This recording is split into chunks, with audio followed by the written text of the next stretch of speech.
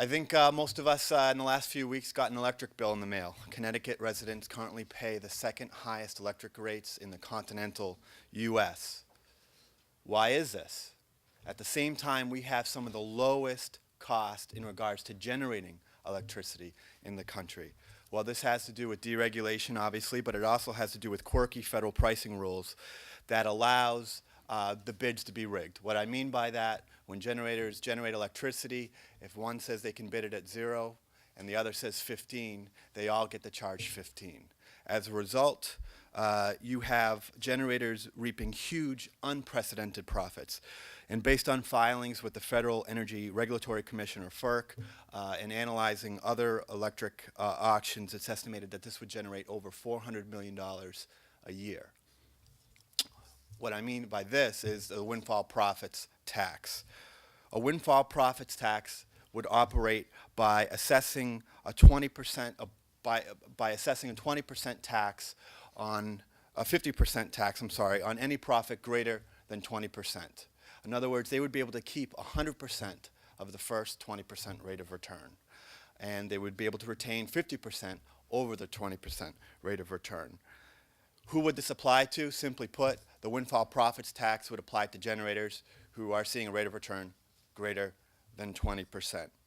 Now, quite often when taxes or surcharges are levied, the argument is made that it's just passed on to the consumer, and is it really a tax? Incredible arguments can be made to that point.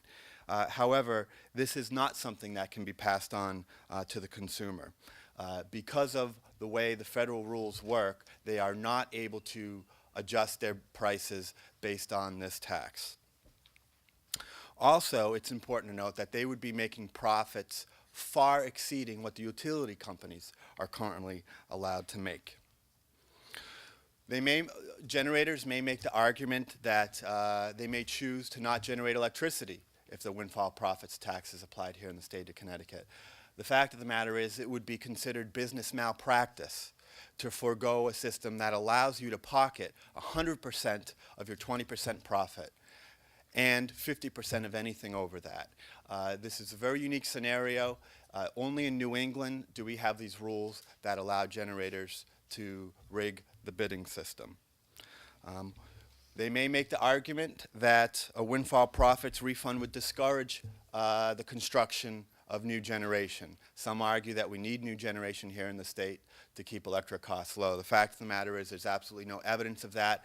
As you're expending money to build a generator, you wouldn't be generating a profit, so this wouldn't apply to you. This tax would only apply to you if you're generating a 20% profit or more. Is it unfair? Is it unfair to tax the generators who are earning 20% rate of return and more? No. The FERC and ISO market rules are what are unfair. It's unfair that there's absolutely no correlation between the cost to generate electricity and what consumers and small businesses are paying for electricity. It's also unfair for the State General Assembly to pass the budget on the backs of working families without asking entities who are profiting handsomely from a deregulated market from paying their fair share. Furthermore, this windfall profit tax wouldn't just generate money for the state, it would actually go a long way in lowering electric costs. If you took a portion of this revenue and invested it in energy efficiency, studies have shown that every dollar that the state invests in energy efficiency programs reaps a $4 benefit for consumers. So not only does this go a long way to help us with this budget crisis, but it actually can potentially put Connecticut in a situation where we no longer have the highest electric rates in the country and the second highest in the continental U.S.